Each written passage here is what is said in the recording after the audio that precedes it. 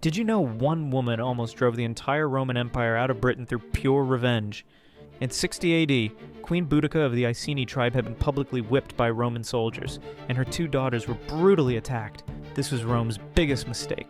Boudica gathered her warriors and began the bloodiest revolt in British history. Her first target was Colchester, where she burned Roman settlers alive inside their own temple, as they begged for mercy. Next came London, where she ordered the torture of every Roman woman.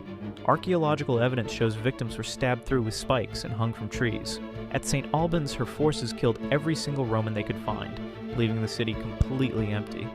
Other tribes joined her cause, swelling her army to 100 to 20,000 warriors. In just months, she had massacred 70,000 Romans and destroyed the three major cities. Rome was days away from abandoning Britain entirely. Only the brilliant tactics of Governor Suetonius at the Battle of Watling Street finally stopped her unstoppable march of vengeance.